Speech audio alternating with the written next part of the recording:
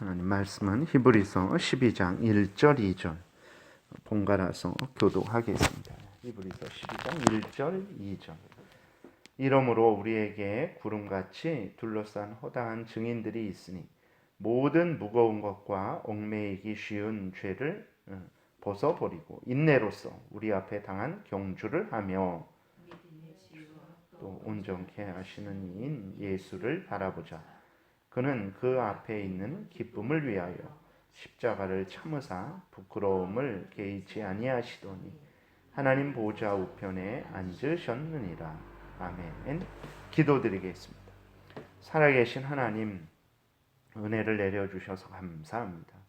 이 새벽에 또 하나님 앞에 함께 모여서 하나님께 영광을 돌리고 또 하나님의 은혜를 구하오니 하나님 우리를 기뻐 받아주시고 은혜 내려 주옵소서. 복된 한 시간 되도록 온전히 주장하여 주옵소서. 그리하여서 하나님을 더 사랑하고 의지하고 하나님 영광을 위해 살아가는 우리들 되게 도우시고 모든 성도님들 지키시고 보호하시고 안정케 하여 주시고 또 같은 은혜 주셔서 곳곳에서 하나님 제일 우선 중심으로 살아가는 복된 신앙생활하게 도우소서. 이 나라 이 땅에도 큰 은혜 내려주시기를 간절히 바라고 예수 그리스도의 이름으로 기도드렸습니다. 아멘. 오늘 본문, 오늘부터는 이제 또 12장 말씀을 전하고자 합니다. 1절에 보게 되니까 이러므로 우리에게 구름같이 둘러싼 허다한 증인들이 있으니 라고 이렇게 기록이 되어 있어요. 우리에게 구름과 같이 둘러싼 허다한 증인들이 있으니, 다시 말해서 하나님과 하나님의 말씀, 하나님의 약속, 이제 그 중에 가장 큰 약속은 이제 예수 그리스도께서 오신다라는 그러한 약속이죠. 그 하나님을 굳게 믿고 하나님이 주신 그 약속을 굳게 믿고 자신의 모든 일생을, 자신의 생명을 하나님을 위하여서 드린 그러한 믿음의 사람들, 그런 사람들이 우리에게 많지 않느냐? 히브리서 11장에서 소개한 것만 봐도 수십 명의 그러한 사람들이 있죠. 그러한 믿음을 가지고 하나님을 위하여서 이 땅에서 정말 나그네로서 또 이방인이라는 그러한 칭함을 받으면서 살아갔던 믿음의 증인들이 우리에게 많지 않느냐라고 이렇게 말을 하는 것입니다. 그러므로 우리는 어떤 삶을 살아야 되겠느냐? 그들처럼, 그들보다도 우리는 그러니까 바울과 또 이 히브리서를 받는 그러한 성도들을 말하는 거예요. 또 거기에는 우리도, 지금 오늘의 우리도 포함이 되는 것입니다. 그러면 우리들은 어떻게 살아야 되겠느냐? 그들은 약속만 받고 예수 그리스도께서 오실 것이다 라는 그 약속만 받고도 자신이 이 땅에서 목숨을 드리고 또 그것을 굳게 믿고 구차히 이 땅에서 더 생명을 연장하는 그것 때문에 예수 그리스도를 배교하고 정말 그러한 믿음을 포기하는 그런 삶을 산 것이 아니라 자신의 인생을, 자신의 일생을, 자신의 생명을 하나님께 다 드리는 그러한 일생을 살았는데, 우리는 예수 그리스도께서 이 땅에 그 약속된 예수 그리스도께서 오셔서 성취하신 그 역사를 본 자로서 그럼 우리는 어떻게 살아야 되겠느냐? 더욱 믿음으로 살아야 되지 않겠느냐, 이렇게 말을 하는 것입니다. 우리들도 마찬가지예요. 우리들은 더 큰 은혜를 받았다라는 것을 기억을 해야 되는 것입니다. 그래서 우리들은 물론 구원은 이제 똑같죠. 구원은 아브라함이나 뭐 아벨이나 그러한 노아나 모세나 그러한 사람들이 받은 구원이나 우리가 받은 구원이나 똑같은 구원이고, 그들의 구원주나 우리의 구원주나 똑같이 예수 그리스도고, 그들이 구원받은 방법도 믿음으로, 우리도 믿음으로 구원받는 거지만 지금 우리들은 오히려 더 큰 그러한 하나님의 뜻, 그러니까 더 분명한 하나님의 뜻, 더 풍성한 하나님의 뜻을 받은 거예요. 왜 그러냐면 일단 구약 11장에 나오는 믿음의 사람들은 어떻습니까? 예수 그리스도께서 오실 것이다 라는 그 소식만 들은 거예요. 물론 뭐 다윗을 통해서, 이사야를 통해서, 모세를 통해서, 수많은 선지자들을 통해서 예수 그리스도는 이런 분이고 이런 일을 하실 것이다 라는 것을 전해 들었지만, 그래도 그들은 예수 그리스도가 이 땅에 오셔서 그 실제적으로 오셔서 그 일들을 행하시는 것은 보지 못했어요. 그러니까 약속만 들은 건데도 불구하고 그들은 우리가 11장에서 살펴봤던 것처럼 자신의 일생, 자신의 생명을 다 하나님께 드리는 신앙생활을 했어요. 또 바울 당시에 그리스도인들은 그 구약의 11장에 나오는 사람들보다도 더 풍성하게, 더 분명하게 이제 그 하나님의 뜻을 소개받은 거죠. 그러니까 왜 그렇습니까? 그렇게 구약 사람들에게 예언됐던 예수 그리스도가 이 땅에 오셔서 그 구원 사역을 성취한 것을 바울도 봤죠. 그 당시에 모든 사람들도 봤죠. 그러니까 그들은 구약에서 그 있는 믿음의 조상들보다도 더 분명한 하나님의 계시를 받은 거예요. 예수 그리스도께서 직접 이 땅에 오셔서 하나님의 말씀을 증거하시고 또 하나님께서 예언하셨던 그 구원 사역을 성취한 것을 봤으니 그 바울과 바울 일행들은 구약에서 그냥 그 오실 것이다 라는 소식을 들은 사람들에 비하면 바울과 바울 시대의 그 신약 시대에 예수 그리스도를 직접 보고 만지고 같이 다니고 그런 사람들은 뭐 이루 형언할 수 없는 가장 확실한 은혜를 받은 사람들이죠. 가장 분명한, 가장 풍성한 그러한 그 예수 그리스도로 말미암은 그 하나님의 뜻을, 구원을 직접 눈으로 보고 듣고 만진 자들이죠. 그러니 우리는 어떻게 해야 되겠냐? 더 하나님 앞에 신앙생활 해야 되지 않겠느냐? 이렇게 말을 하는 거예요. 그러면 지금 오늘 우리는 어떻습니까? 어제도 말씀을 드렸지만 이제 지금 오늘 우리는 바울 시대 때에 예수님이 오셨을 때 직접 예수님을 보고 듣고 만지고 함께 생활한 것이야말로 가장 큰 은혜죠. 가장 확실한 은혜입니다. 그러면 우리는 그 바울 시대보다 덜 은혜를 받은 건가? 절대 그렇지 않죠. 어제도 말씀드렸지만 우리는 창세기부터 계시록까지 하나님의 뜻이 완성되어서 정말 하나님이 창세 전에 무슨 일을 하셨고 창조 때 무슨 일을 하셨고 그 모든 역사를 어떻게 이끌어 오셨고 또 예수 그리스도께서 이 땅에 오셔서 무슨 일을 하셨고 또 부활 승천하셔서 지금 무슨 일을 하고 계시고 그리고 또 예수 그리스도께서 마지막 때에 오실 때 어떻게 하실 것인지에 대해서 그리고 그 마지막 종말 이후에 어떤 일이 일어날 것인지에 대해서 우리는 이 성경을 통해서 아주 풍성하고 아주 분명하게 그러한 하나님의 뜻을 소개받고 있는 거죠. 그러니까 하나님의 뜻을 아주 풍성하고 아주 명백하게 소개받는 차원에서는 우리들이 더 풍성한 그러한 은혜를 받고 있는 것입니다. 그렇기 때문에 그러한 우리들이 지금 오늘 우리들을 말하는 거죠. 그러한 더 풍성하고 더 분명한 은혜를 받는 우리들은 그러면 또 어떻게 살아야 되겠습니까? 당연히 정말 하나님 제일 우선 중심으로 살아야 되죠.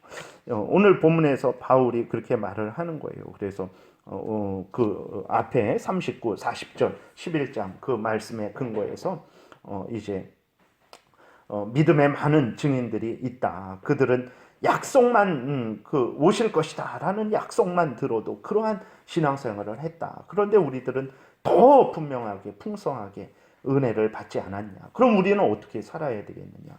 더 정말 하나님 제일 우선 중심으로 살아야 되지 않겠느냐라고 하면서 그럼 하나님 제일 우선 중심으로 신앙생활하기 위해서 어떻게 해야 되냐 그랬을 때에 12장 1절 다시 보면 이러므로 우리에게 구름같이 둘러싼 허다한 증인들이 있으니 구약의 11장에 나오는 사람들 그 다음에 모든 구약의 믿음의 사람들을 포함하는 것입니다. 그러니 우리는 어떻게 해야 되겠습니까? 바울과 그 바울 일행들이 1차 그 다음에 오늘 우리들도 포함되죠. 모든 무거운 것 얽매이기 쉬운 죄를 벗어버리고 인내로서 우리 앞에 당한 경주를 해야 된다. 모든 무거운 것이라는 것은 이제 우리로 하여금 하나님 제일 우선 중심으로 하나님을 향하여 천국을 향하여 신앙생활을 하지 못하게 우리 발목을 자꾸 붙잡고 우리를 유혹하는 세상의 것들을 말합니다. 이 생의 자랑거리들, 안목의 정욕거리들, 육신의 그러한 정욕거리들, 이 세상 뭐 부귀 영화, 명예 권세, 물질, 뭐 이런 것들을 말하는 거예요. 그런 것들을 이제 벗어버려야 된다. 그러한 것들에 얽매이지 말아야 된다. 물론 죄는 그 다음에 이야기하지만, 물론 그렇다고 해서 그럼 세상에서 물질이라든지 명예라든지 권세라든지 지위라든지 이런 것이 다 나쁜 것이냐? 그렇지는 않습니다. 나쁜 것은 아니죠. 그거는 우리가 예를 들어서 이 나라의 대통령이 됐다. 그거 얼마나 큰 영광입니까? 개인적으로도 그렇고 집안적으로도 대대로 큰 영광이죠. 그건 소중한 것이고 하나님이 주신 권세죠. 근데 여기서 말하는 건 뭐냐면, 그것들이 우리로 하여금 하나님 제일 우선 중심으로 살지 못하게 할 때에는 그 소중한 것들이지만 그것들을 벗어버릴 수 있어야 된다는 거예요. 그것들에 대해서 정말 연연해하지 말아야 된다는 것입니다. 그것이 무엇이든 간에 물질도 소중한 거죠. 물질이 없으면 오늘 우리들이 아무런 삶도 살 수 없죠. 그러나 물질이 그만큼 소중한 거고, 땀 흘려 일해서 우리는 그 물질을 벌어서 그 물질을 통해서 삶을 살아야 되죠. 그런데 그 물질 때문에 내가 하나님 제일 우선 중심이 되지 못한다면 그 물질에 얽매이지 말아야 된다라는 것을 이야기를 하는 것입니다. 그 다음에 죄는 당연히 그렇죠. 죄를 지면 아무리 신앙생활 오래 하고 뭐 그렇게 한다 할지라도 죄 져 보세요. 당장 하나님께 기도 못 합니다. 정말 하나님 가까이 하지 못합니다. 그냥 이렇게 빨리 지나갔으면 좋겠고 죄라는 것은 정말로 하나님 뜻대로 살지 못하게 하는 거죠. 우리 하나님 제일 우선 중심이 되기 위해서는 얽매이기 쉬운 거, 우리를 자꾸 붙잡는 세상의 것들에 대해서 자유할 수 있어야 되는 것이고, 무엇보다도 범죄하지 말아야 됩니다. 죄는 우리로 하여금 하나님의 뜻대로 살아가지 못하게, 하나님의 은혜 받지 못하게, 하나님께 나아가지 못하게 하는 것이기 때문에 무엇보다도 경계하고 깨어 있어서 죄 짓지 말아야 되고, 혹시라도 죄 졌다면 빨리 속히 회개하고 정말 미워하고 버리고 하나님께로 돌이켜야 이제 신앙생활을 할 수 있는 거예요. 그 다음에 인내로서 우리 앞에 당한 경주를 해라. 인내로서 경주를 해라 라고 말하고 있어요. 왜 그렇습니까? 우리 신앙생활은 100m 같은 100m 달리는 100m 가야 되는 그러한 차원의 신앙생활이 아닙니다. 우리의 경주는 일생 동안 달려야 되는 경주예요. 우리가 정말 죽을 때까지 신앙생활을 해야 됩니다. 세상에서는 내가 어느 나이 정도까지 열심히 일하면 그때 정년 은퇴하고 그 다음부터는 쉬어도 되는 거죠.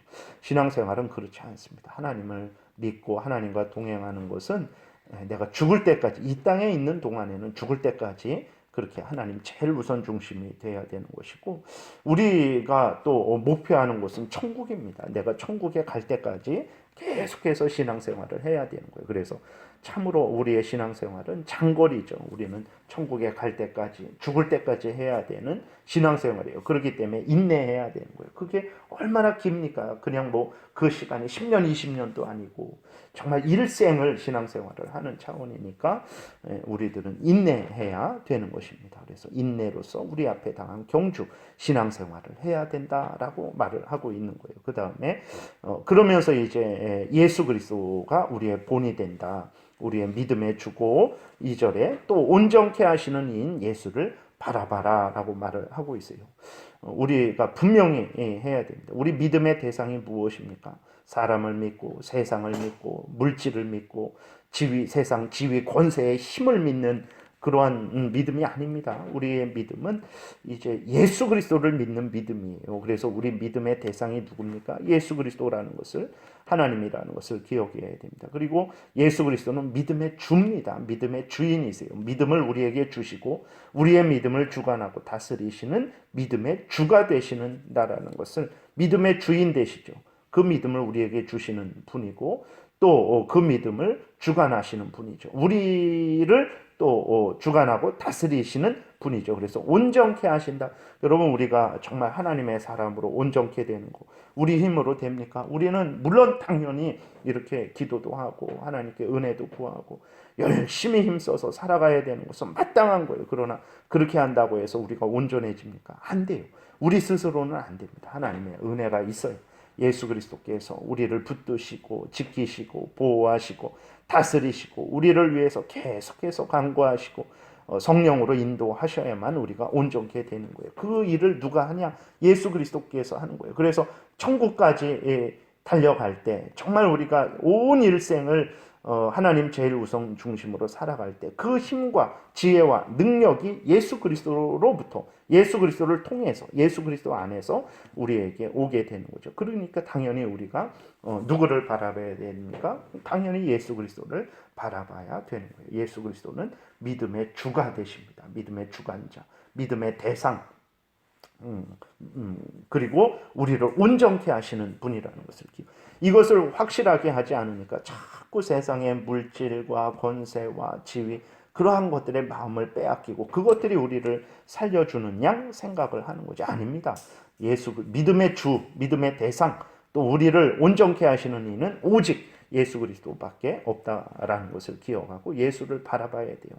그리고 또 예수 그리스도는 우리 믿음의 본이 되시죠. 그래서 우리가 어떻게 신앙생활을 해야 되는지를 또 알려주십니다. 친히 하나님 앞에서 순종의 본을 보이셨죠. 물론 우리가 예수 그리스도가 우리를 구원하시는 그 순종을 따라할 수는 없어요. 근데 하나님을 믿고 섬기는 그러한 차원에서 우리에게 본을 보여주셨어요. 그래서 예수 그리스도는 그 앞에 있는 기쁨을 위하여 십자가를 참으사 부끄러움을 개의치 아니하셨다. 다시 말해서 하나님의 뜻에 순종하심으로 말미암아 십자가를 지심으로 말미암아서 이루어지게 될 그 모든 것들, 죄인들이 죄를 용서받고 하나님의 자녀가 되고 하나님의 영광이 드러나고 하나님의 뜻이 이루어지고 또 그러한 모든 것들을 보시고 부끄러움 십자가를 참으셨다. 그 고통, 그 죽음을 참으신 거예요. 그리고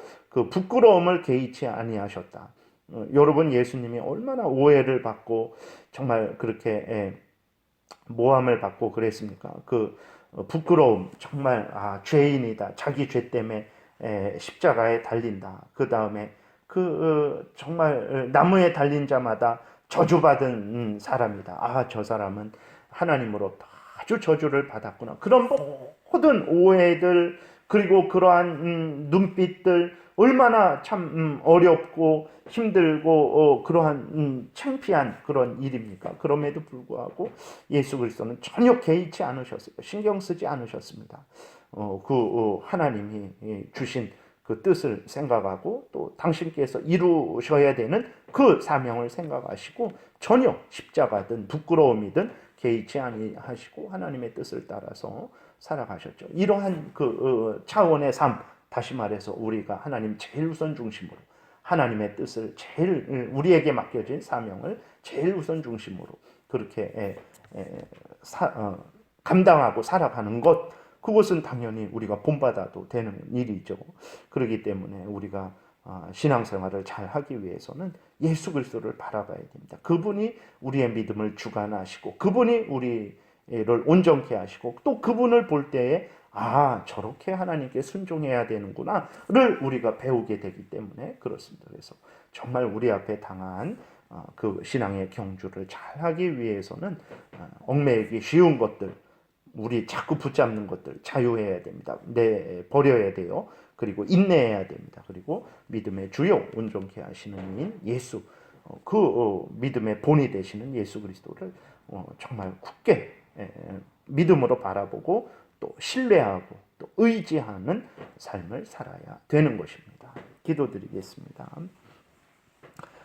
살아계신 하나님 감사합니다. 우리가 무엇이 간데 이렇게 정말 믿음으로 온 일생을 하나님 제일 중심으로 산 사람들을 알게 하시고 또 이렇게 성경에 기록하셔서 우리로 보고 듣게 하시고 또 무엇보다도 예수 그리스도께서 우리를 위해서 어떻게 행하셨는지 알려주셔서 우리로 길 잃지 않게 하시고 어떤 마음과 태도로 신앙생활해야 되는지를 자세히 알려주시니 감사를 드립니다. 주신 말씀 마음에 깊이 새기고 정말 얽매이기 쉬운 것들, 특히나 우리의 발목을 잡는 죄악들 벗어버리게 도우소서.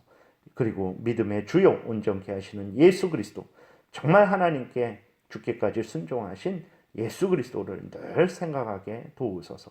그리고 알려주시는 대로 믿고 따르는 복된 신앙생활하게 도우소서. 예수 그리스도의 이름으로 기도드렸습니다. 아멘. 찬양하라 내 영